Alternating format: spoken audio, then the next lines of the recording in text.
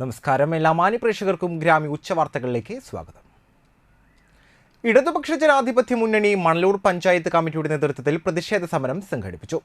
മണലൂർ ഗ്രാമപഞ്ചായത്തിലെ തീരദേശ മേഖലകളായ മാമ്പിള്ളി, പാലാഴി, കരിക്കുടി പ്രദേശങ്ങളിൽ നാളുകളായി നിലനിൽക്കുന്ന കുടിവെള്ളക്ഷാമം പരിഹരിക്കണമെന്നാവശ്യപ്പെട്ടാണ് സമരം സംഘടിപ്പിച്ചത്.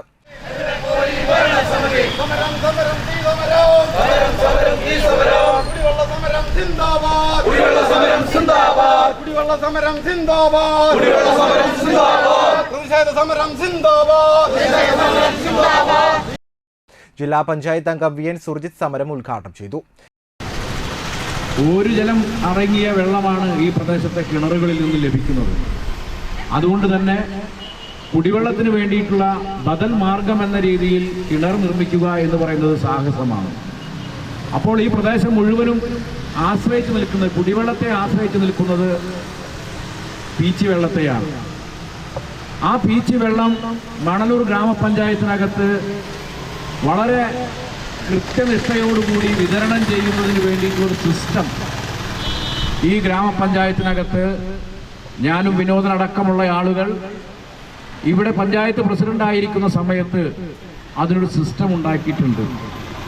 എന്നാൽ ഇപ്പോൾ ഭരിക്കുന്ന ഭരണസമിതിക്ക്, അതിൻ്റെ പ്രസിഡന്റിന് എങ്ങനെയാണ് മണലൂർ ഗ്രാമപഞ്ചായത്തിലേക്ക് വെള്ളം ലഭിക്കുന്നത് എന്ന് പറയാൻ പോലും കഴിയാത്ത അവസ്ഥയാണുള്ളത്.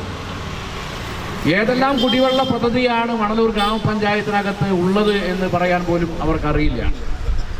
ഈ കുടിവെള്ള പദ്ധതികൾ എങ്ങനെയാണ് നടക്കുന്നത് എന്ന് പോലും പറയാൻ കഴിയാത്ത രീതിയിലേക്ക്, നേരത്തെ ഇവിടെ സൂചിപ്പിച്ച പോലെ ഒന്നും പറയാൻ കഴിയാതെ അങ്ങനെ പ്രസിഡന്റിന്റെ കസേരയിൽ കുത്തിയിരിക്കുന്ന ഒരു നിലപാടാണ് ഇവിടുത്തെ പ്രസിഡന്റും അതുപോലെ തന്നെ UDF-ന്റെ ഭരണസമിതിയും ചെയ്തുകൊണ്ടിരിക്കുന്നത്.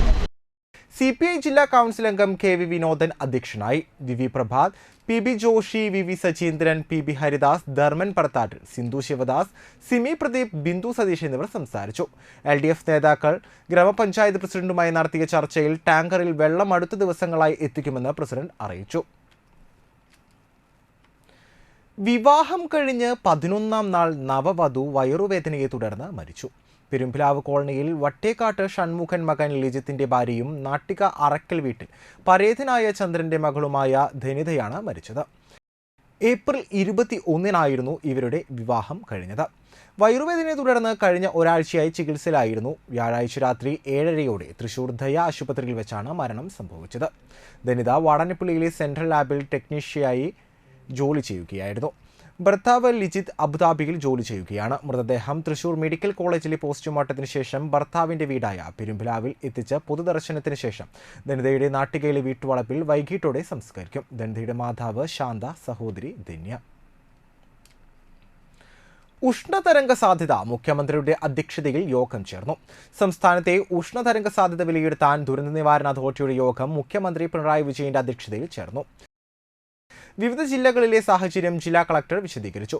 പകൽ 11 മുതൽ വൈകുന്നേരം 3 വരെയുള്ള സമയത്ത് നേരിട്ട് ശരീരത്തിൽ സൂര്യപ്രകാശം ഏൽക്കുന്നത് ഒഴിവാക്കണമെന്ന് മുഖ്യമന്ത്രി അഭ്യർത്ഥിച്ചു.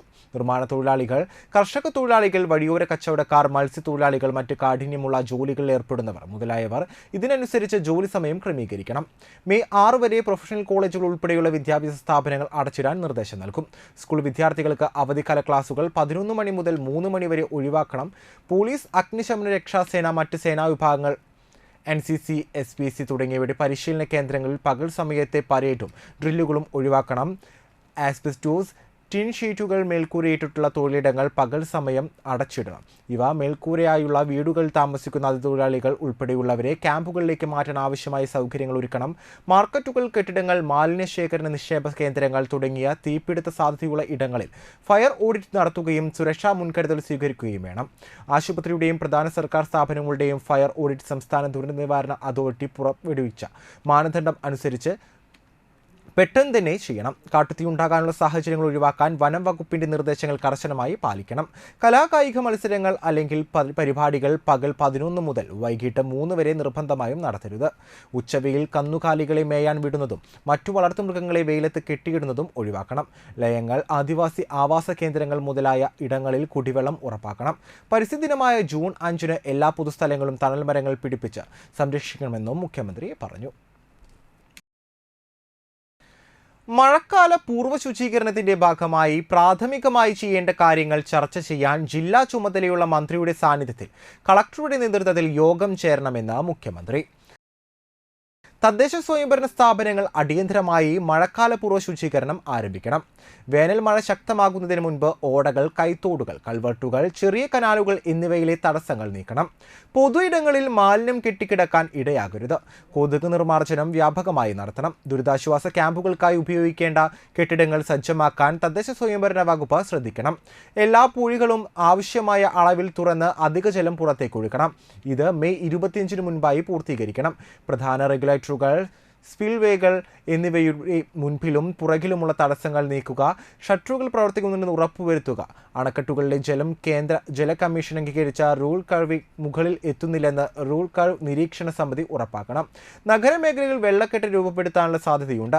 ഡ്രൈനേജ് സംവിധാനങ്ങൾ വൃത്തിയാക്കി വെള്ളത്തിന്റെ ഒഴുക്ക് സുഗമമാക്കണമെന്നും സ്കൂളുകളുടെ സുരക്ഷ ഉറപ്പുവരുത്തുന്നതിന് ദുരന്ത നിവാരണ അതോറിറ്റി പുറപ്പെടുവിച്ച മാനദണ്ഡം അനുസരിച്ച് ആവശ്യമായ അവലോകനം എത്രയും പെട്ടെന്ന് നടത്തണമെന്നും അപകടാവസ്ഥയിലുള്ള മരങ്ങൾ, മരച്ചില്ലകൾ, ഹോർഡിങ്ങുകൾ, പോസ്റ്റുകൾ തുടങ്ങിയവ മഴയ്ക്ക് മുന്നോടിയായി മാറ്റണമെന്നും റോഡിൽ പണി നടക്കുമ്പോൾ സുരക്ഷാ മുന്നറിയിപ്പ് നൽകണം. കാൽനട യാത്രക്കാരുടെ സുരക്ഷിതത്വം ഉറപ്പാക്കണം. ഉരുൾപൊട്ടൽ സാധ്യതയുള്ള മലയോര മേഖലകളിൽ ജനങ്ങൾക്കിടയിൽ ശക്തമായ ബോധവൽക്കരണം നടത്തണം. അപകട സാധ്യത മനസ്സിലാക്കി ക്യാമ്പുകളിലേക്ക് സ്വയം മാറാൻ സാധിക്കും വിധം പരിശീലനം നൽകണം. വിനോദസഞ്ചാര കേന്ദ്രങ്ങൾ അപകട സാധ്യത മുന്നറിയിപ്പുകൾ പ്രദർശിപ്പിക്കണം. മലവെള്ളപ്പാച്ചിൽ ഉണ്ടാവാൻ ഇടയുള്ള ജലാശയങ്ങളിൽ സുരക്ഷാ മുന്നറിയിപ്പ് നൽകണം. ആപത് മിത്ര, സിവിൽ ഡിഫൻസ് തുടങ്ങിയ സന്നദ്ധ സേനകളെ നേരത്തെ സജ്ജമാക്കണം. എലിപ്പനി, ഡെങ്കിപ്പനി ഉൾപ്പെടെയുള്ള പകർച്ചവ്യാധി പ്രതിരോധത്തിൽ കാര്യമായി ശ്രദ്ധിക്കണമെന്നും മുഖ്യമന്ത്രി അറിയിച്ചു. വിനോദസഞ്ചാരികൾക്കായി കേരളത്തിലെ ആദ്യ സ്വകാര്യ ട്രെയിൻ യാത്ര ജൂൺ 4-ന് തിരുവനന്തപുരത്ത് നിന്നും ആരംഭിക്കും. കൊച്ചി ആസ്ഥാനമായ Princy world travel private limited ആണ് കേരളത്തിലെ ആദ്യ സ്വകാര്യ ട്രെയിൻ സർവീസ് തുടക്കമിട്ടിരിക്കുന്നത്. ഭാരത് ഗൗരവ് ഉൾപ്പെടുത്തി നടത്തുന്ന പ്രഥമ പാക്കേജിന്റെ ആദ്യ യാത്ര ജൂൺ 4-ന് മഡ്ഗാവിലേക്ക് തിരുവനന്തപുരത്ത് നിന്നും ആരംഭിക്കും. 4 ദിവസമാണ് ടൂർ ആസൂത്രണം ചെയ്തിരിക്കുന്നതെന്ന് Princy world travel private limited director doctor Devika Menon പറഞ്ഞു. കേരളത്തിൽ നിന്ന് ഗോവ, മുംബൈ, അയോധ്യ എന്നിവിടങ്ങളിലേക്കാണ് വിവിധ ടൂർ പാക്കേജുകൾ ഒരുക്കിയിട്ടുള്ളത്. ചെന്നൈ ആസ്ഥാനമായ SRMPR ഗ്രൂപ്പുമായി സഹകരിച്ചാണ് ടൂർ പാക്കേജുകൾ ഒരുക്കുന്നതെന്ന് Princy world travel managing director EX Baby Thomas പറഞ്ഞു. 750 പേർക്ക് യാത്ര ചെയ്യാവുന്ന ട്രെയിനിൽ 2 സ്ലീപ്പർ ക്ലാസ് ബോഡികൾ, 11 തേർഡ് AC, 2 സെക്കൻഡ് AC എന്നിവയുമുണ്ട്. മെഡിക്കൽ സ്റ്റാഫ് ഉൾപ്പെടെ 60 ജീവനക്കാരും ട്രെയിനിലുണ്ടാകും. ടിക്കറ്റ് ബുക്ക് ചെയ്യുന്നവർക്ക് കൊല്ലം, കോട്ടയം, എറണാകുളം, തൃശൂർ, കോഴിക്കോട്, കണ്ണൂർ, കാസർഗോഡ് എന്നിവിടങ്ങളിൽ നിന്ന് കയറാം. 5 വയസ്സിൽ താഴെയുള്ള കുട്ടികൾക്ക് ടിക്കറ്റ് എടുക്കേണ്ടതില്ല. 10 വയസ്സിൽ താഴെയുള്ള കുട്ടികൾക്ക് ടിക്കറ്റ് നിരക്കിൽ 50% ഇളവുമുണ്ട്. യാത്രയിൽ പല സ്റ്റേഷനുകളിലും ട്രെയിൻ നിർത്തുമെങ്കിലും പുറത്തുനിന്നുള്ളവർക്ക് പ്രവേശനമുണ്ടാകില്ല. ഗോവയിലെ പ്രീമിയം ഹോട്ടലുകളിൽ 2 രാത്രി മികച്ച താമസ സൗകര്യത്തിന് പുറമെ വിനോദസഞ്ചാരികൾ മഡ്ഗാവിൽ നഗരയാത്രയും ആസ്വദിക്കാം. യാത്രികർക്ക് ഗോവ അവരുടെ ഇഷ്ടാനുസരണം ആസ്വദിക്കാൻ കഴിയും. കാസിനോകൾ, ബോട്ട് ക്രൂയിസ് പാർട്ടികൾ, DJ പാർട്ടികൾ, ഗോവൻ തെരുവുകളിലൂടെയുള്ള യാത്ര, ഭക്ഷണം എന്നിവയ്ക്ക് യാത്രികരുടെ ഇഷ്ടാനുസരണം ആസ്വദിക്കാൻ കഴിയും. താമസം ഉൾപ്പെടെ 4 ദിവസത്തെ ഗോവൻ യാത്രയ്ക്ക് 2 ടയർ AC-യിൽ 16,400 രൂപയാണ് നിരക്ക്. 3 ടയർ AC-യിൽ 17,150 രൂപയും നോൺ AC സ്ലീപ്പറിൽ 13,999 രൂപയുമാണ് ഈടാക്കുന്നത്. ഇതോടുകൂടി ഗ്രാമീയ ഉച്ചവാർത്തകൾ ഇവിടെ അവസാനിക്കുന്നു. നമസ്കാരം.